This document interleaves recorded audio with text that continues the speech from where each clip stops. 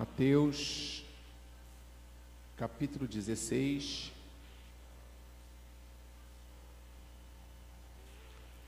Nós vamos ler do versículo 13 ao versículo 19. Mateus, capítulo 16,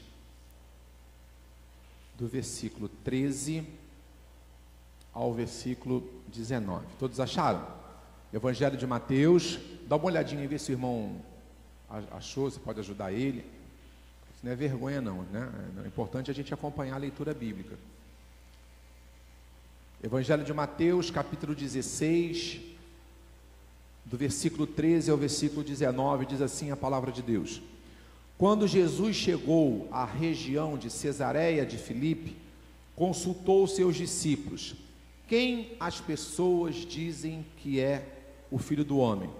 E eles responderam: alguns dizem que é João Batista, outros Elias, e ainda há quem diga Jeremias, ou um dos profetas. Então Jesus interpelou: mas vós, quem dizeis que eu sou?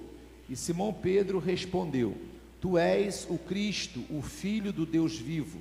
Ao que Jesus lhe afirmou: abençoado és tu, Simão, filho de Jonas, por isso não foi revelado a ti por carne ou sangue, mas pelo meu Pai que está nos céus.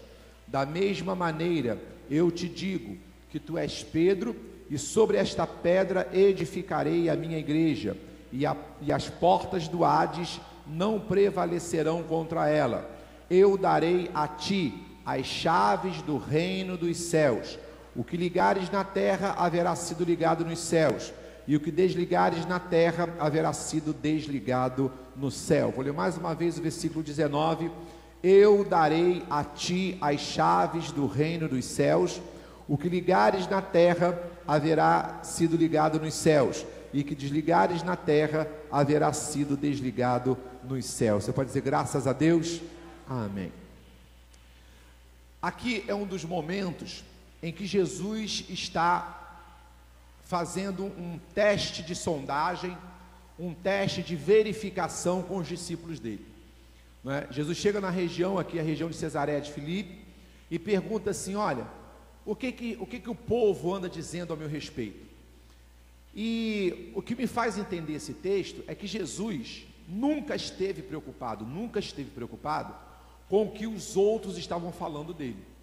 Aqui ele começa a fazer essa pergunta, né, o que os outros acham ao meu respeito, para que ele pudesse chegar onde ele queria, porque o que interessava para Jesus não era saber o que os outros pensavam a respeito dele. O que interessava para Jesus era saber o que os discípulos dele pensavam a respeito dele. Então Jesus começa lançando esse questionamento, fazendo esse teste de sondagem. Ele anda pelo que os outros estão dizendo. Embora isso, né, a gente sente de maneira muito clara no nosso espírito, que de maneira nenhuma isso tinha nenhuma relevância para Jesus. Mas para Jesus tinha muita relevância o que os discípulos dele pensavam a respeito dele. E isso é importante a gente entender isso, porque muitas das vezes a gente dá muita importância ao que algumas pessoas estão pensando da gente, né, e não estamos tão preocupados em saber o que aquelas pessoas que são mais chegadas a nós estão pensando a nosso respeito.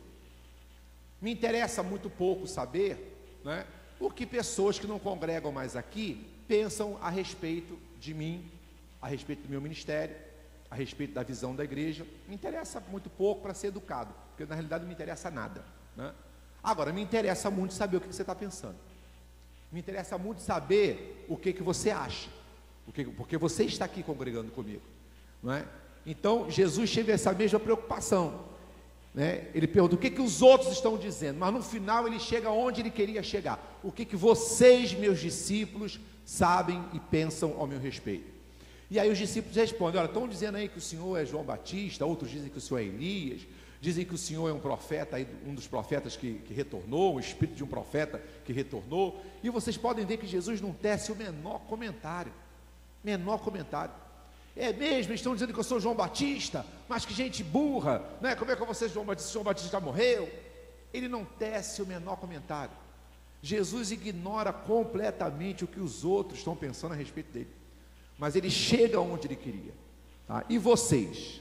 E aí Pedro toma a palavra, né? Pedro, como sempre, falando em nome dos discípulos, ele toma a palavra e diz: não, tu és o filho, o que nós pensamos ao seu respeito.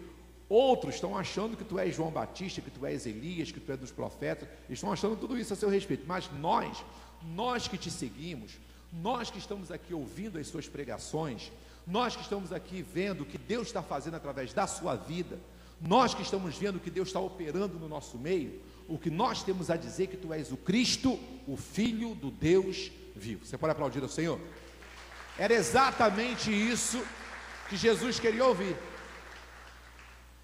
Ele não tece nenhum comentário, mas quando Pedro faz essa declaração profética, olha, nós, mediante aquilo que nós estamos vendo, mediante aquilo que nós estamos ouvindo, mediante aquilo que a gente está vendo Deus fazer através da sua vida, não é? Olha, o Senhor é o Cristo, o Filho do Deus vivo, não é? Não me interessa, né? Algumas pessoas por educação, não, pastor Jorge, um homem de Deus, amém, obrigado pela consideração. Mas eu quero saber se você me considera um homem de Deus, porque um homem de Deus fala aquilo que é verdade da parte de Deus, um homem de Deus fala aquilo que é revelação da parte de Deus, não é? Então, que benefício teria para mim, que benefício teria para o meu ministério, se eu tivesse reconhecimento de todo mundo, não, o pastor Jorge é um homem de Deus, mas não tivesse daqui, dos que são meus discípulos, dos que se congregam comigo, porque são vocês que estão vendo que eu estou pregando, são vocês que estão vendo que eu estou ministrando, são vocês que estão vendo o que Deus tem feito nessa igreja, são vocês que estão vendo o que Deus tem feito através do meu ministério. Então a nossa preocupação tem que ser com essa, não é?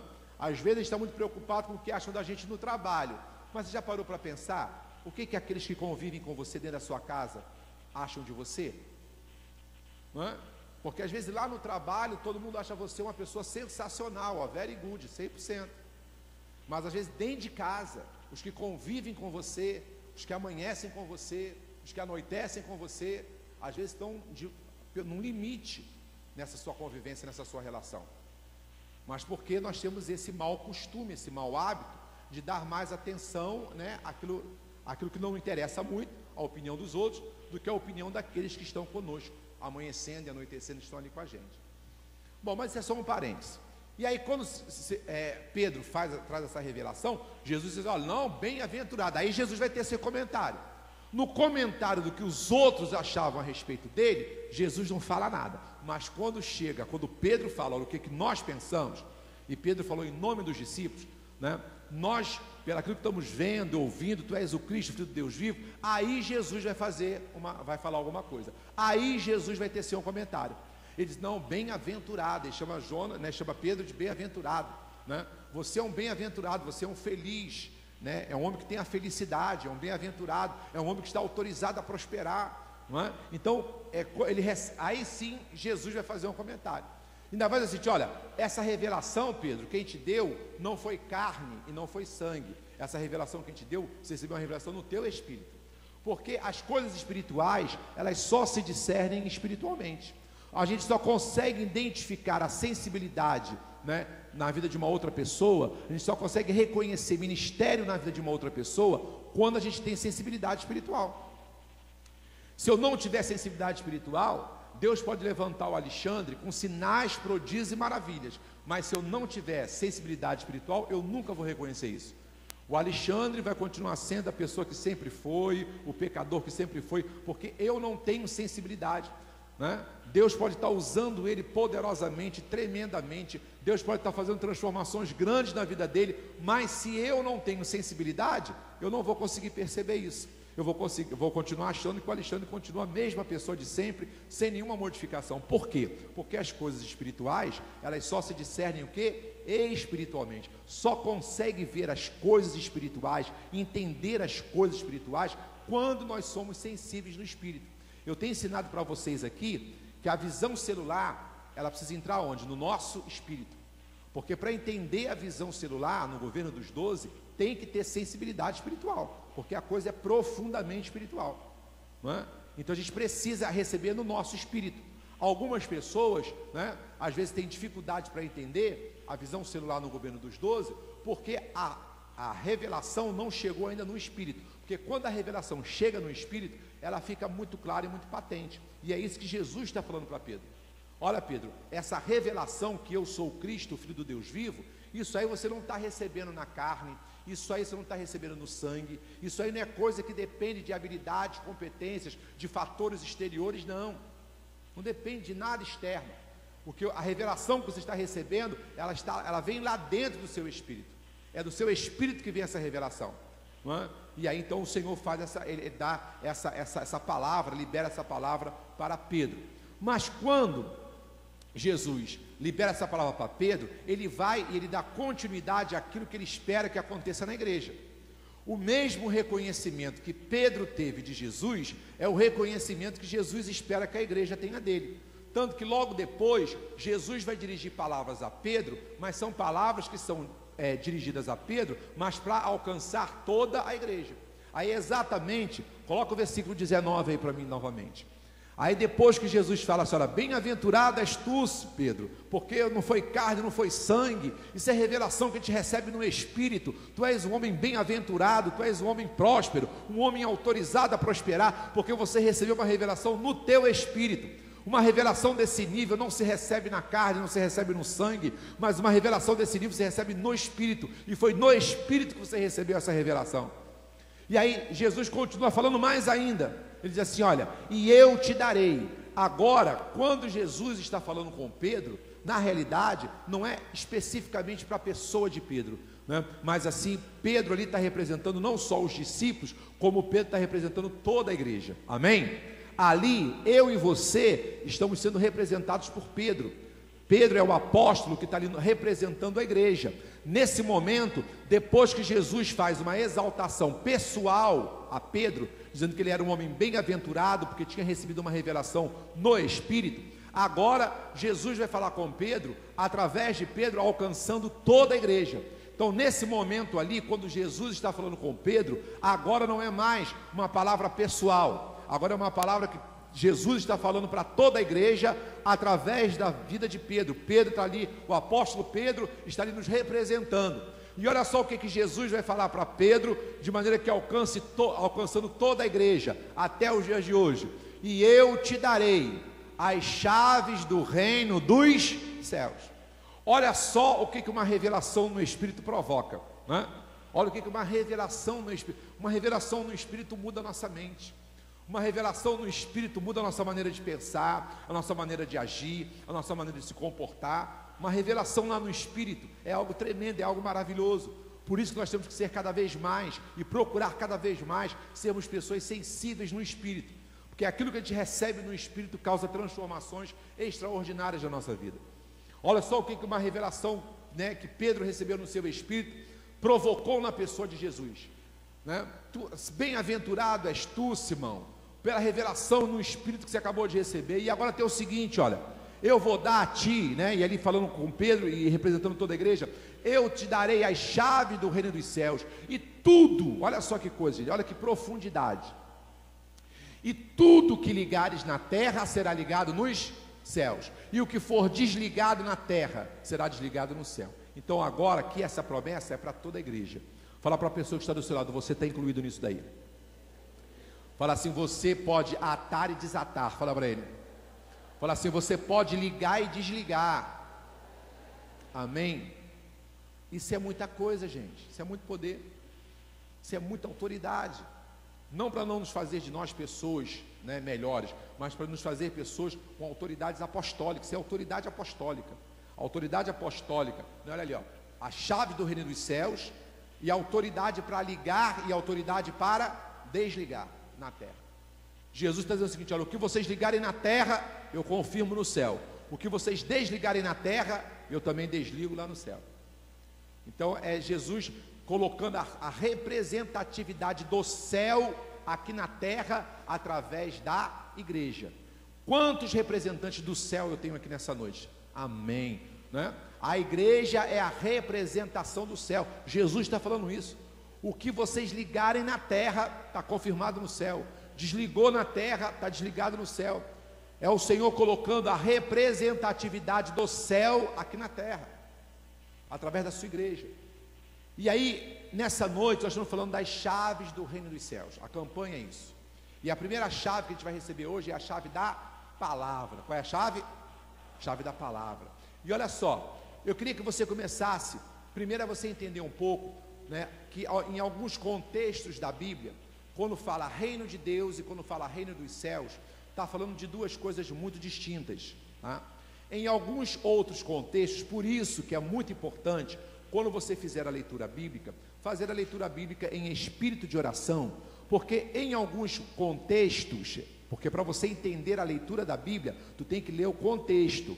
Você não pode estar lendo versículos isolados, você tem que ler capítulos, né? Um capítulo que antecede, um capítulo que sucede, o capítulo inteiro onde está aquele versículo, porque senão você não vai ter uma revelação completa, amém? Para você ter um entendimento completo de um versículo, leia, né, o capítulo anterior, o capítulo que vem depois, todo o capítulo que está inserido aquele versículo, para você poder entender em que contexto aquilo está sendo colocado.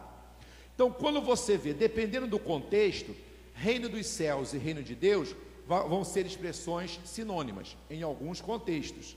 Reino dos céus e reino de Deus serão expressões sinônimas em alguns contextos. Em outros contextos, né, reino dos céus e reino de Deus vão ser expressões distintas. Nesse texto que nós estamos lendo, Mateus 16:19, aqui é um exemplo, aqui é um caso onde reino de Deus e reino dos céus são expressões distintas. Há uma distinção entre reino de Deus e reino dos céus. Quando se fala em reino de Deus, está se falando do reino que o Senhor está estabelecendo aqui na terra através da sua igreja. Isso é o reino de Deus. O reino de Deus é a representação, é o que eu acabei de falar, é a representação do céu aqui na terra. O reino de Deus está em nós. Nós pertencemos ao reino de Deus. O reino de Deus não tem um limite geográfico, né? O reino de Deus está em nós. Perguntaram isso para Jesus, né, onde estava o reino, e ele falou que o reino estava dentro de nós. Então, quando você fala em reino de Deus, né, aqui nesse contexto há uma distinção. Quando você fala em reino de Deus, você está falando a representação do céu aqui na terra através da igreja. E quando você fala reino dos céus, quando Jesus fala, te darei as chaves do reino dos céus, não está falando do reino de Deus que está representado aqui na terra através da igreja, não. Aqui está falando do reino dos céus exatamente no lugar da morada do Altíssimo. O reino dos céus aqui é onde está a grande sala do trono, é onde tem lá, né, Apocalipse e vários outros textos da Bíblia falam nesse lugar, nos céus dos céus, onde é a morada do Altíssimo, onde o Altíssimo tem o seu trono, não é? É a dimensão espiritual onde Deus está assentado no seu alto e sublime trono. Então existem várias expressões da Bíblia que falam desse lugar, né? Nesse lugar de habitação de Deus, onde Deus está assentado no seu alto e sublime trono, julgando as nações, abençoando as nações, fazendo as intervenções na história quando são necessárias. Então o reino dos céus aqui, nesse contexto que Jesus está falando exatamente no lugar da habitação de Deus, esse lugar, essa dimensão espiritual, né, da morada de Deus, onde junto com Deus tem todos os tesouros celestiais. A Bíblia Sagrada vai falar em outros textos para a gente, em tesouros celestiais.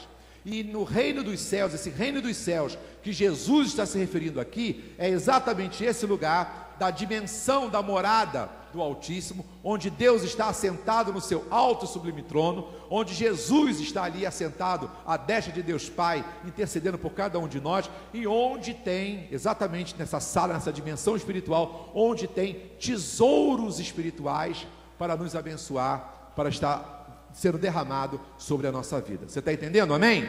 Então diga assim, o reino dos céus é o local onde tesouros celestiais estão guardados para abençoar a igreja de Jesus. Pode aplaudir o Senhor?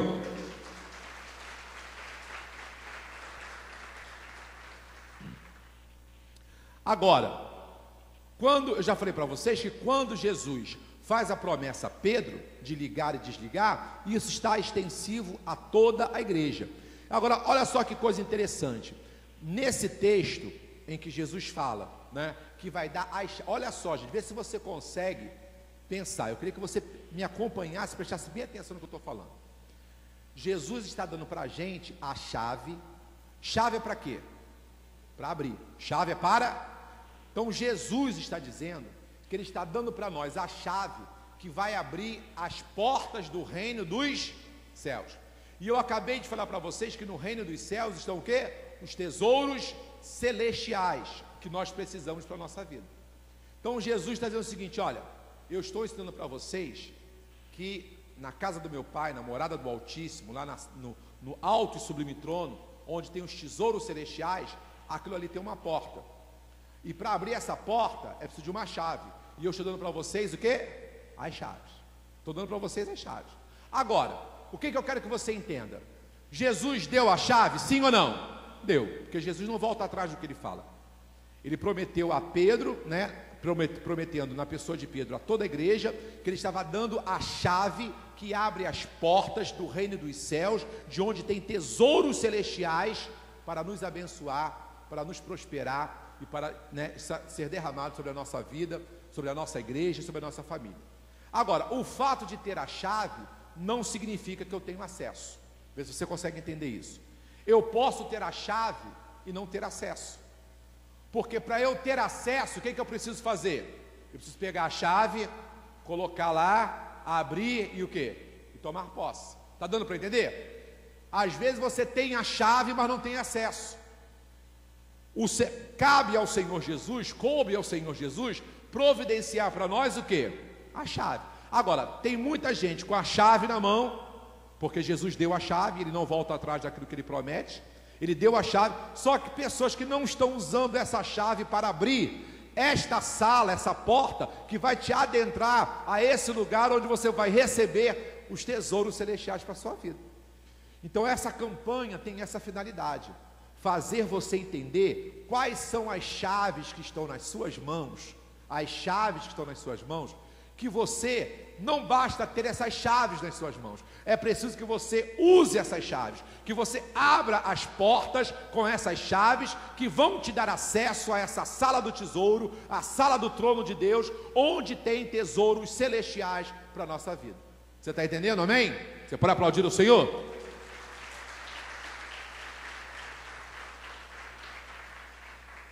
Então diga assim: não basta ter a chave, eu tenho que usar a chave, eu tenho que ter acesso, não é? Às vezes você tem tanta chave. Outro dia eu fiz uma faxina do meu chaveiro, porque tinha a chave que eu não sabia nem para onde é que era. Você vê, eu tinha a chave, mas eu não sabia nem que porta aquela chave abria. Aí eu comecei e falei: não, esse chaveiro está muito pesado, eu tenho que fazer uma faxina, porque tinha chave de cadeado de lugar que eu já tinha trabalhado, que eu já tinha saído, ainda tinha a chave ainda. Para que eu tenho essa chave, se eu não quero ter mais acesso, não é? Eu só tenho que ter chave comigo de onde eu quero ter acesso. Amém ou não amém? Não é? Então, muitas das vezes você tem chaves contigo, mas não tem acesso, porque você não está usando a chave. E é isso que o Senhor quer jogar por terra nessa campanha. Ele quer que você não só tenha as chaves, mas que você utilize essas chaves para abrir as portas do reino dos céus. Amém? E o Senhor me revelou 4 chaves. 4 chaves. Quantas chaves? 4. Será que existem mais? Pode existir. Deus me revelou 4. Amém, pessoal? A mim, Deus me revelou 4. Para a gente trabalhar nessa campanha, 4 chaves. Agora, se você vai estudar a Bíblia, você como leitor, como estudioso da palavra de Deus, você vai achar várias outras chaves. Agora, nessa campanha, Deus vai trabalhar 4 chaves. Amém? Então, quantas chaves nós vamos receber nesse mês para acessar o reino dos céus, a sala do tesouro? 4 chaves. Diga assim: primeira chave, diga assim, a chave da palavra. Segunda chave, a chave da oração e jejum. Terceira chave, a chave da adoração. E quarta e última chave, chave da fidelidade.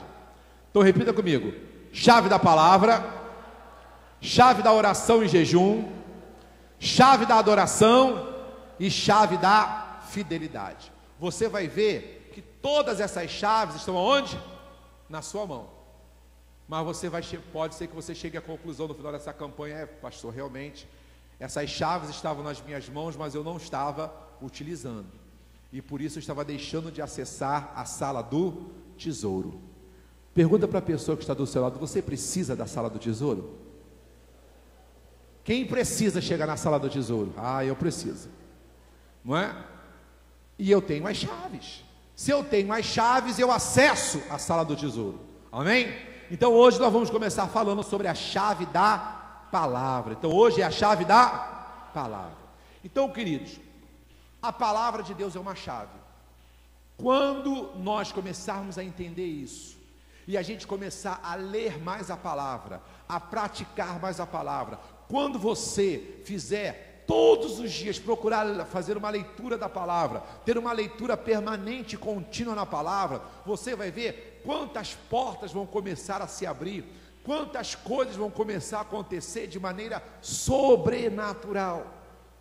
Eu quero que você entenda nessa noite, em nome de Jesus, eu quero que o diabo não te engane mais. Só em você ler a palavra de Deus, só em você ler a palavra, você já está, coisas sobrenaturais estão acontecendo no momento que você está lendo a palavra. No momento que você está lendo e meditando na palavra, coisas sobrenaturais estão acontecendo. Portas estão sendo abertas, tesouros estão sendo acessados quando você está lendo a palavra de Deus. Então a palavra de Deus revelada a nós. E qual é o mistério que está na palavra de Deus? Porque a palavra de Deus estabelece princípios. Você pode repetir comigo? A palavra de Deus estabelece princípios. Por isso que a palavra de Deus é uma chave que te leva à sala do tesouro. Entenda bem essa lógica. Por que a palavra de Deus é uma chave na minha vida? Por que o fato de eu ler a palavra, de eu procurar praticar a palavra, de eu procurar estudar a palavra, por que isso se transforma numa chave da minha vida? Porque quando você lê a palavra, quando você pratica a palavra, quando você estuda a palavra, você está aprendendo, você está estudando, você está praticando princípios estabelecidos por Deus, que vão te levar aos tesouros celestiais. A palavra de Deus estabelece princípios. E esses princípios, uma vez conhecidos, esses princípios, uma vez estudados, esses princípios, uma vez praticados, vão te levar a tesouros celestiais. Você vai ter acesso a coisas maravilhosíssimas para você e para a sua vida, quando você usa a chave da palavra, quando você aprende os princípios que estão estabelecidos na palavra de Deus, começa a praticá-los, começa a obedecê-los, e aí você começa a acessar coisas extraordinárias para a sua vida. Amém? Sem respeitarmos, presta bem atenção, isso aí, eu quero que você entenda isso de uma vez por todas, para o diabo nunca mais te enganar, nunca mais te enganar, para você não achar que o simples fato de você ser membro de igreja, de você ter uma carteirinha de membro de igreja, de você ser batizado, que isso aí já resolveu todo o seu problema. Quero que você entenda o seguinte: sem respeitarmos os princípios, não chegaremos à finalidade da palavra de Deus na nossa vida. Vou repetir: sem respeitarmos os princípios que estão na palavra de Deus, não chegaremos à finalidade da palavra de Deus na nossa vida. Primeiro eu quero que você entenda o que a palavra de Deus quer fazer na minha vida e na sua. Qual é a finalidade da palavra de Deus? Por que eu tenho que obedecer à palavra de Deus? Porque Deus é um Deus autoritário, que quer que eu respeite Ele de qualquer maneira? Não. Deus é um Pai que nos ama muito. Então Ele colocou na sua palavra todos os princípios, todas as receitas para que a gente tenha uma vida abençoada, próspera, quieta e sossegada e sem tribulação. Um pai que ama muito, um pai que quer muito ver seus filhos prósperos e abençoados, então ele escreveu a palavra, ele revelou a palavra a homens que escreveram. Então quando você lê a palavra, essa palavra se transforma numa chave, porque você começa a entender e a praticar aquilo que Deus, o Criador dos céus e da terra, aquele que fez tudo, né? Ele estabelece como você vai ser feliz, como você vai ser próspero, como você vai ter uma vida abençoada, como você vai ser uma família na presença de Deus. Está tudo escrito. A palavra de Deus tem princípios para todas as áreas da nossa vida. Então quando você lê a palavra, estuda a palavra, pratica a palavra, você está usando uma chave, porque você está aprendendo princípios, e esses princípios vão acessar você, vão levar você à sala dos tesouros celestiais.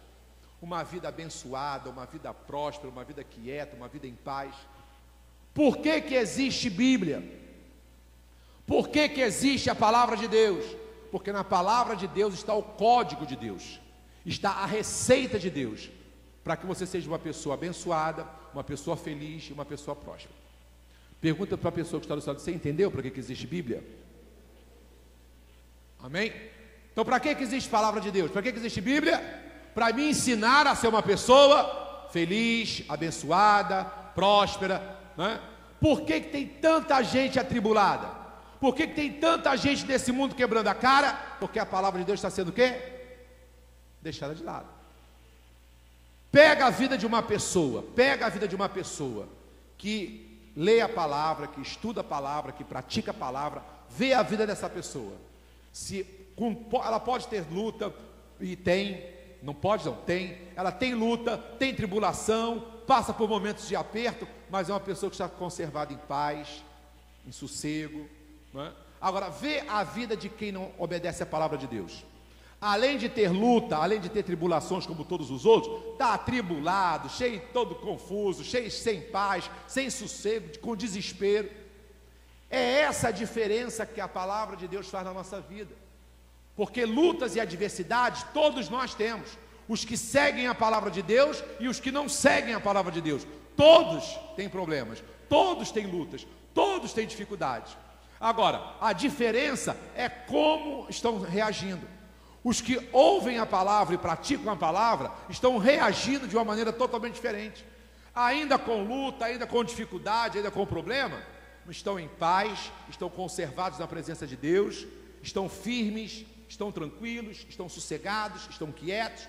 Agora vê aqueles que não seguem, que não leem, que não praticam, que não obedecem. Estão com problema igual ao outro, dificuldades igual ao outro, e aí já estão cheios de tribulação, não conseguem dormir de noite, desesperados, cheios de todos confusos, né? Querendo fazer um monte de coisa, querendo arrumar solução para os seus problemas através dos seus próprios meios. Então, a finalidade da palavra de Deus é proporcionar para nós uma vida abençoada, uma vida próspera, uma vida sossegada e uma vida quieta. Amém, queridos? Agora, isso é o propósito, isso é a finalidade da palavra de Deus na nossa vida. Mas eu falei que sem respeitarmos os princípios, aquilo que a Bíblia quer fazer na nossa vida, não vai poder fazer. Quer que eu repita? Se a gente não respeitar os princípios que existem na palavra de Deus, a palavra de Deus, ela é poderosa, ela não vai poder fazer na minha vida aquilo que ela quer fazer. A palavra de Deus, que é viva e eficaz, ela quer tornar de mim uma pessoa abençoada, uma pessoa próspera, uma pessoa sossegada, uma pessoa em paz. É isso que a Bíblia, é isso que a palavra de Deus quer fazer com a minha vida. Mas se eu não uso a chave da palavra, se eu não leio a palavra, se eu não obedeço a palavra, se eu não respeito os princípios da palavra, aquilo que a palavra quer fazer na minha vida, não pode fazer. Deu para entender ou ficou complicado? Não é? A palavra de Deus, ela só vai ser verdade na sua vida. A palavra de Deus só vai poder cumprir a finalidade que ela quer cumprir na vida de todos nós, se você respeitar os princípios. Eu vou começar daqui a pouco a dar alguns exemplos, aí vai ficar mais fácil para você entender. Amém? Então diga assim: sem respeitar os princípios, a palavra não pode se cumprir na minha vida. Só as mulheres, sem respeitar princípios, a palavra de Deus não pode se cumprir na minha vida. Só os homens, sem respeitar princípios, a palavra de Deus não pode se cumprir na minha vida. Então deixa eu começar a dar exemplos para vocês poderem entender. Abra sua Bíblia em Deuteronômio 28.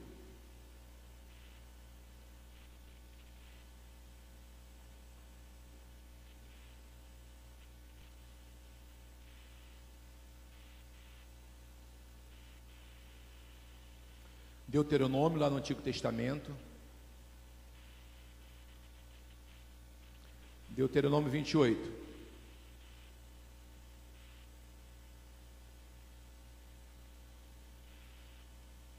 Amém?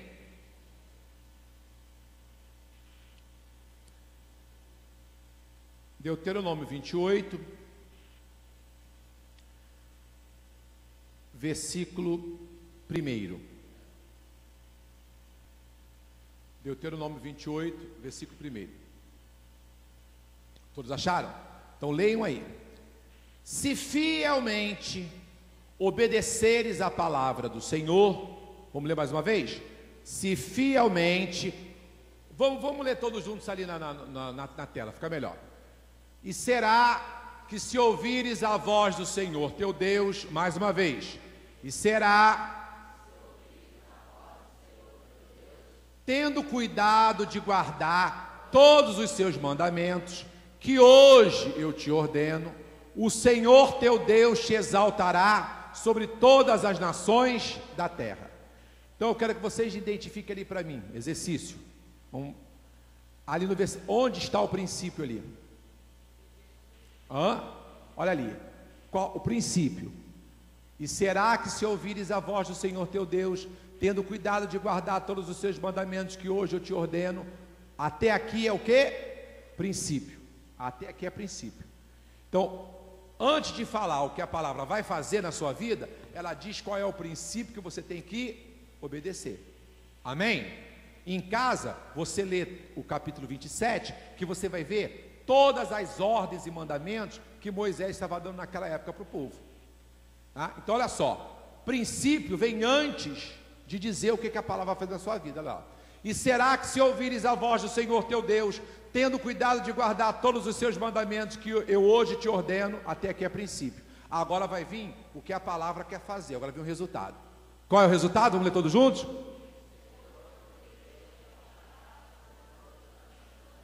Agora, o Senhor teu Deus somente vai poder te exaltar se antes você fizer o quê? Se você ouvires a voz do Senhor teu Deus, tendo cuidado de guardar todos os seus mandamentos que hoje eu te ordeno. Pergunta para a pessoa que está ao seu lado: é difícil entender? É simples e cristalino. Mas o que tem acontecido hoje? E não é possível que só eu conheça gente assim. Vocês também com certeza devem conhecer. Os anéis estão tudo largos, gente. Vocês também devem conhecer, não é? Com certeza. Tem gente reclamando que Deus não está fazendo na sua vida. Porque Deus não está fazendo, porque Deus não está fazendo, porque Deus não está respondendo. Mas ela, você não observa aquela pessoa cumprindo os princípios. Ela quer ver resultado sem cumprir o quê? Princípio. Vocês conhecem alguém assim ou será que só eu conheço? Não é? Tem gente que quer resultado. Eu quero ser exaltado sobre todas as nações, mas você não vê cumprindo o princípio, obedecendo a tudo que o Senhor tem ordenado. Está dando para entender? Aí olha só, seguindo aí, agora vamos continuar, versículo 2. E todas estas bênçãos virão sobre ti. Aí, continua agora o que a palavra vai fazer. O que o cumprimento da palavra vai fazer. Se você pegar essa chave da palavra, abrir, né, obedecendo, praticando e cumprindo os princípios, olha lá. E todas essas bênçãos virão sobre ti e te alcançarão quando ouvires a voz do Senhor teu Deus. Versículo 3. Bendito serás na cidade, bendito serás no campo. A bênção vai aonde você for. Por quê? Porque você cumpre os princípios. Está dando para entender? Quem cumpre princípio, quem usa a chave da palavra de Deus cumprindo o princípio, pode estar na cidade, pode estar num campo, vai ser o quê? Abençoado, porque ele cumpre princípios. Vamos lá, versículo 4. Bendito o fruto do teu ventre. Sabe o que é isso? Filhos abençoados. Filhos abençoados. Não é? Mas por quê? Porque se cumpre o princípio. Não é? Qual é o princípio que Deus estabelece para os pais? Ensina a criança o caminho que deve andar. Isso é o quê? Princípio. Aí o que vai acontecer? Qual é o resultado disso? Quando envelhecer, não vai o quê?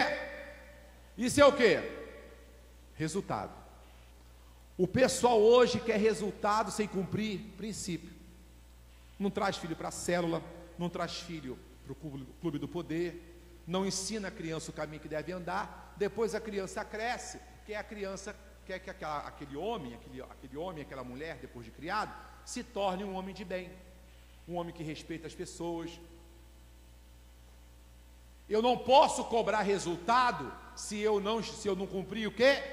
Princípios. Amém? Vamos lá. Bendito o teu cesto e a tua amassadeira. Está falando da vida financeira, da fonte de renda. E aí, se você ler todo o versículo, capítulo 28, em casa você termina de ler, por favor. Se você ler todo o capítulo 28, você vai ver quantas promessas, quantos resultados que a palavra de Deus quer fazer na sua vida, mas precisa que você antes cumpra o quê? Princípio. Por isso que eu estou dizendo, a palavra de Deus é uma chave. Quando você abre a porta com a chave da palavra, você vai descobrir os princípios da palavra, os segredos, os mistérios de Deus para ter uma vida abençoada. E aí os resultados virão sobre você. Amém? Mas você tem que estudar a palavra, ler a palavra, praticar a palavra, para que você possa então esperar os resultados. Abra sua Bíblia em João 13. Coloca aí João 13, 17. João, Evangelho de João, capítulo 13, versículo 17.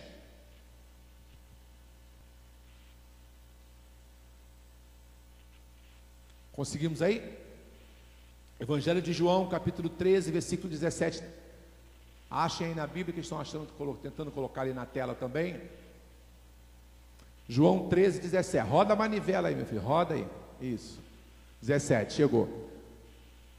Se você começar a ler o capítulo 13, lá do versículo 1, Jesus está dando uma lição de humildade aos seus discípulos.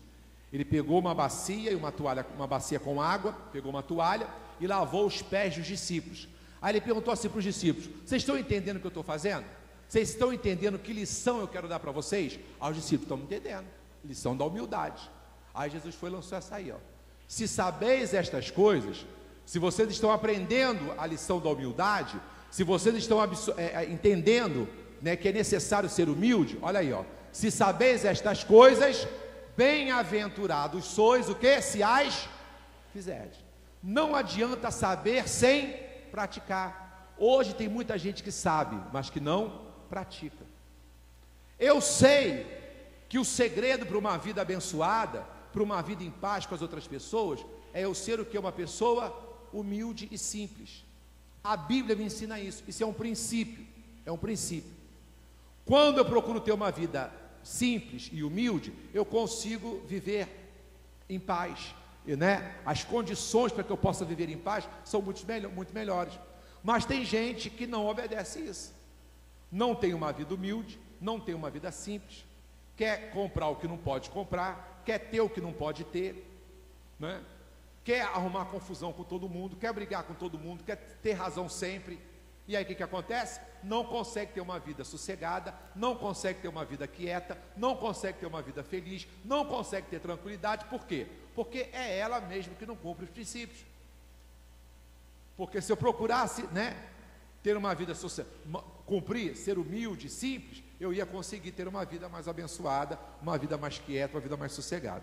Amém? Vamos continuar com esses exemplos. Malaquias 3. Coloca aí para mim, Malaquias 3. Malaquias é lá no Antigo Testamento. Eu vou começar a dar exemplo, porque a mensagem hoje é só isso. É só vocês entenderem que a palavra de Deus é uma chave que abre sala do tesouro, e que essa palavra tem princípios para que eu possa observar, para que eu possa acessar esses tesouros. Profeta Malaquias, capítulo 3, versículo 10. Versículo 10, vamos lá? Todos acharam? Olha lá, está na tela. Malaquias 3:10. Trazei todos os dízimos à casa do tesouro, para que haja mantimento na minha casa. Até aqui é resultado ou princípio? Princípio. Até aqui é resultado ou princípio? Vou repetir, ó. Trazei, é Deus falando. Trazei todos os dízimos à casa do tesouro, para que haja mantimento na minha casa. Isso é o quê? Princípio. Agora, qual é o resultado disso? E depois fazei prova de mim nisto, diz o Senhor dos Exércitos, se eu não vos abrir as janelas do céu e não derramar sobre vós uma bênção tal, até que não haja lugar. Continua lá no versículo. Terminou aí. Uma bênção tal que venha maior abastança. Versículo 11. E por causa de vós repreenderei o devorador, e ele não destruirá os frutos da vossa terra, e a vossa vide no campo não será estéril, diz o Senhor dos Exércitos. Então, qual é o princípio? O princípio é você trazer à casa do tesouro dízimos e ofertas. Dízimos, quando fala dízimos no plural, está falando do dízimo que você entrega na igreja e da primícia que você entrega ao sacerdote, tá? Então, dízimos, não é o dízimo é a 10ª parte do que você ganha. Nessa época aqui era a 10ª parte da colheita. Quando usa dízimos, é porque eram 2 dízimos entregues. Um dízimo entregue à casa do tesouro, que era a igreja, e outro dízimo que era a primícia entregue ao sacerdote, ok? Então, trazei todos os dízimos e ofertas à casa do tesouro, para que não falte mantimento, para que a minha casa possa ser financiada por essas sementes, por esses dízimos que vocês vão trazer. Aí, olha só o que Deus permite que aconteça. Tragam e depois podem fazer o quê? Prova. O problema é que o pessoal quer inverter a ordem. Primeiro quer fazer a prova para depois trazer, né? E Deus ensina: traz os dízimos, traz. Pastor, vai ficar apertado, Senhor, traz o dízimo, traz a primícia. Eu sei que não está dando, eu sei que mas traz, e aí você depois vai fazer o quê? Depois você faz prova. E aí Deus diz o que Ele vai fazer. Olha, traz os dízimos e as ofertas, e eu permito que vocês façam prova de mim, como eu vou abrir a janela dos céus, que vai trazer sobre as vossas vidas o quê? Todo o abastecimento, toda a provisão. Quem precisa de provisão aqui? Ó, traz o dízimo, traz os dízimos, traz as ofertas. Eu vou abrir a janela dos céus e derramar sobre vós uma bênção tal. Fala assim, uma bênção tal. Diga assim, uma bênção supridora. Uma bênção tal, que dela vai vir para a vida de vocês o abastecimento de tudo que vocês precisam. Aí vocês pensam que param por aí o resultado? Não, vai acontecer mais coisa. Se você cumprir o princípio de trazer os dízimos e as ofertas, eu vou abrir a janela dos céus, vou derramar sobre vós uma bênção tal, que vai dar conta de todo o seu suprimento, e ainda, não vou permitir, versículo 11, não vou permitir, vou repreender o devorador. O devorador eram os insetos que entravam nas plantações, comiam e destruíam as plantações. E aí os agricultores tinham prejuízo financeiro, porque com a plantação destruída pelos insetos não podiam vender. E como é que isso acontece hoje na nossa casa? Né? Queima a geladeira, queima fogão, queima não sei o que, e aparece mais não sei das quantas, e aparece multa, e mais não sei das quantas, e quebra, e escangalha, e vai no médico, 3 páginas de receita para comprar de remédio. É isso aí, ó. Sabe o que é isso? Devorador com permissão, pode fazer a festa. É devorador com permissão.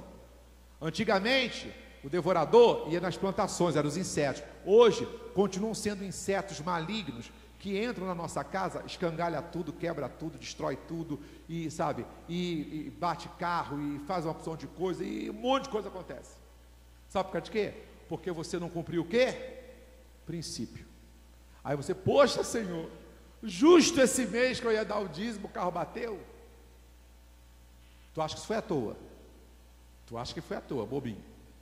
Bateu exatamente para você não dar o dízimo, para você não entregar o dízimo, porque aí você está dando legalidade para no mês que vem quebrar outra coisa, destruir outra coisa. É Deus que está falando isso. Traz os dízimos, traz as ofertas, eu autorizo fazer prova de mim, e ainda tem mais, vou abrir a janela dos céus para derramar provisão, e não vou deixar o destruidor destruir mais nada de vocês. Não vou mais permitir, vou repreender o devorador, para que ele não destrua mais os frutos, os resultados que estão na casa de vocês.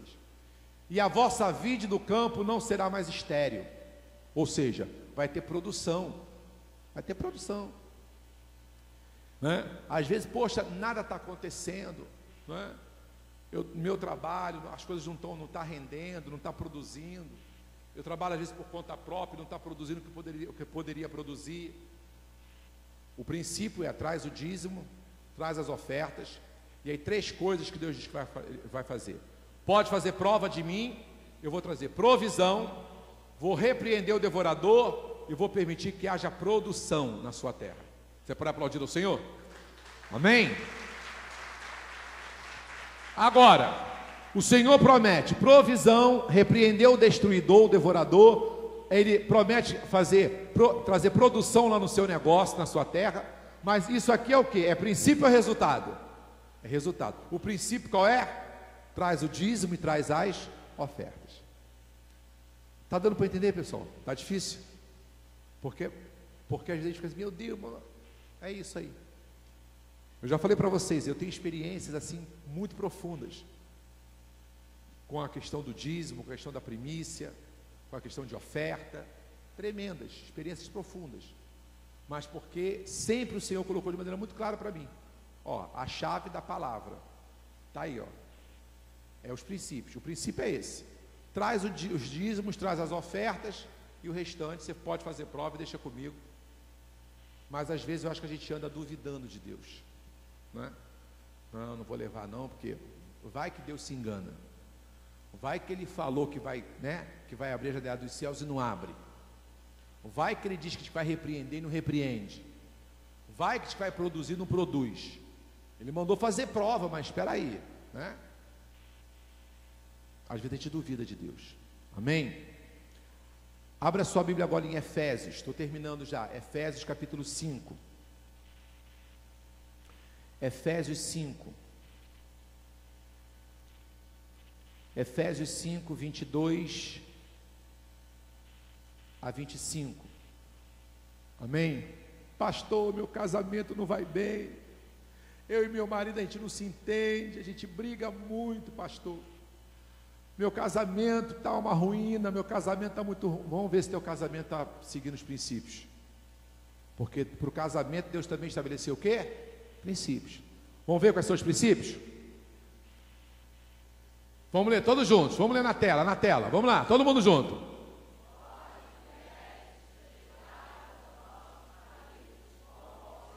Para aí.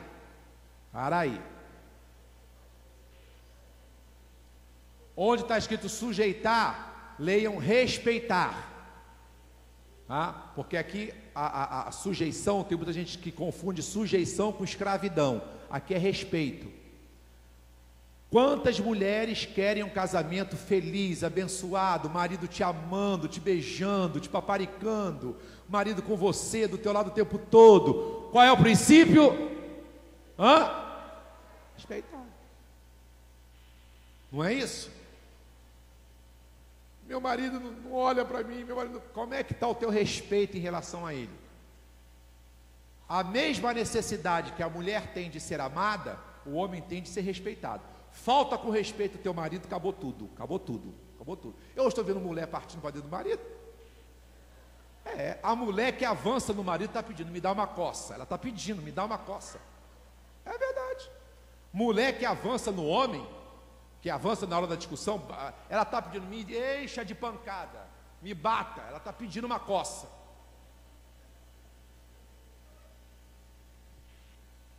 Não é?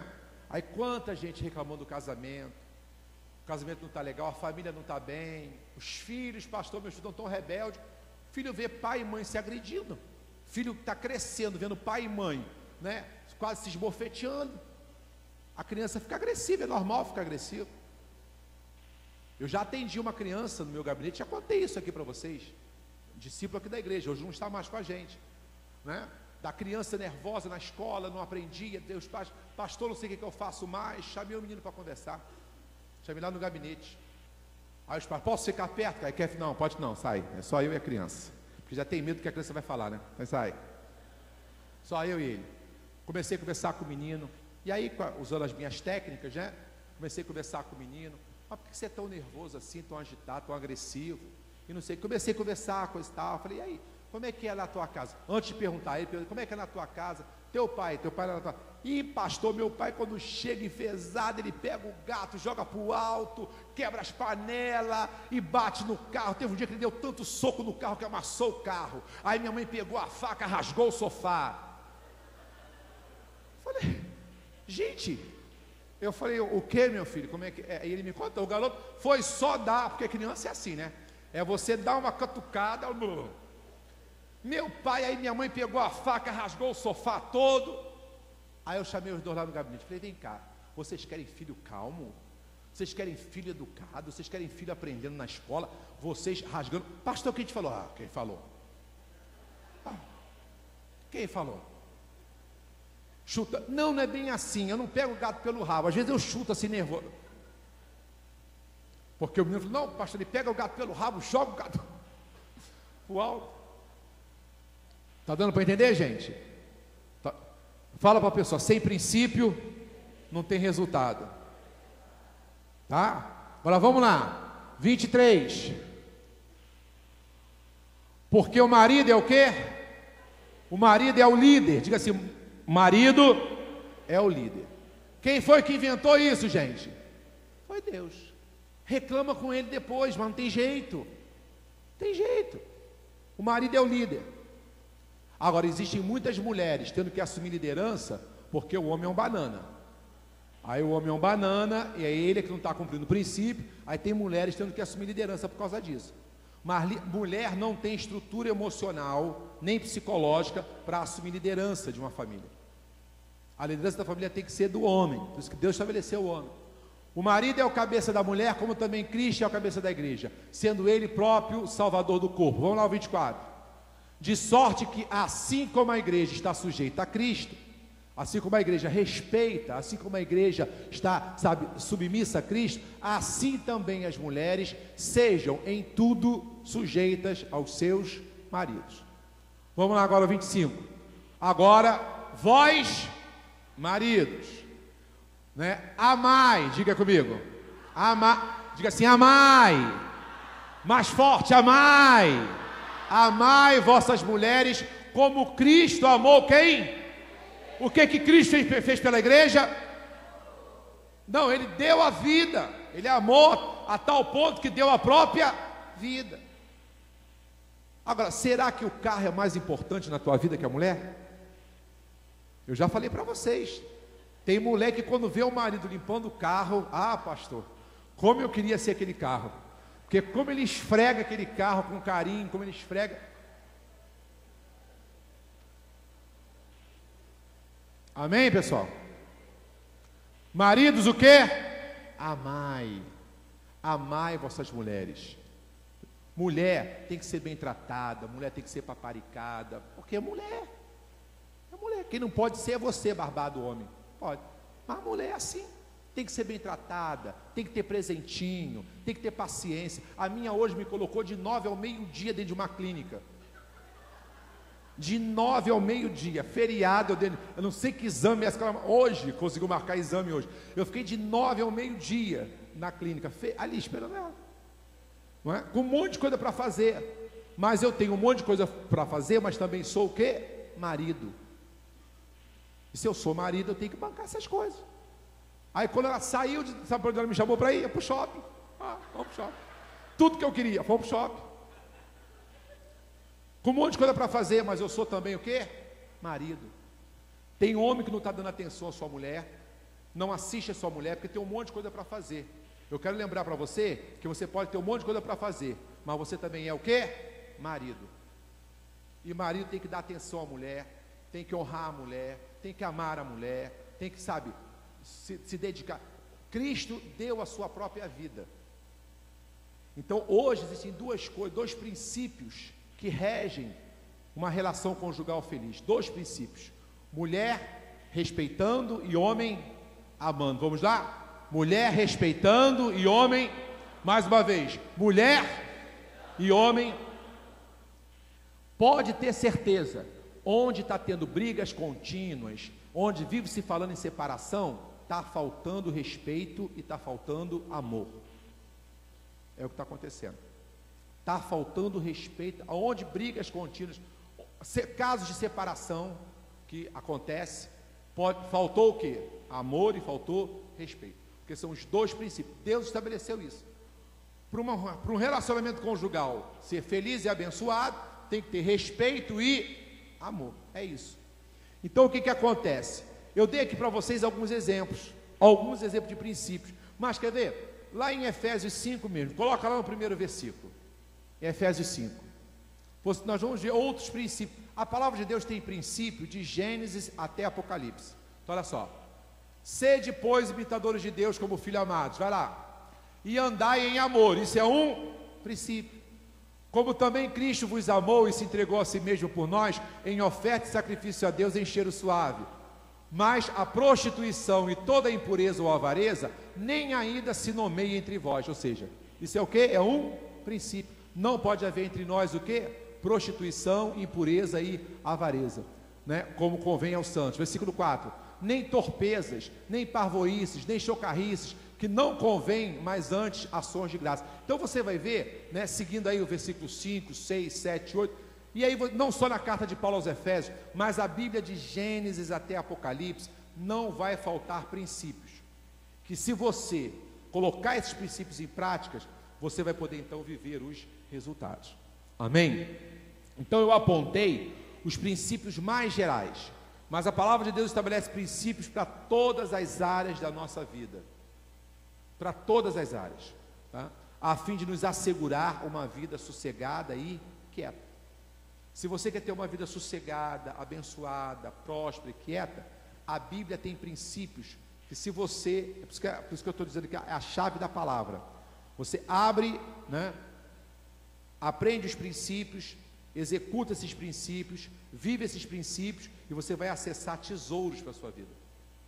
Porque não tem dinheiro, gente, não tem dinheiro que compre a paz, não tem dinheiro que compre a saúde, não tem dinheiro que compre o sossego, não tem dinheiro que compre a felicidade de um casal, não tem dinheiro que pague a destruição de uma família, não tem dinheiro que pague uma pessoa que vive com a vida financeira toda distorcida, toda desequilibrada, não tem.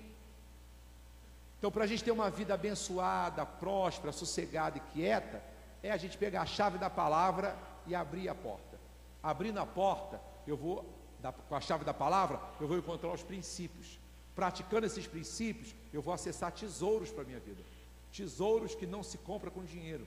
Tesouros que a gente só conquista quando nós estamos em obediência à palavra de Deus. Então fica de pé em nome de Jesus.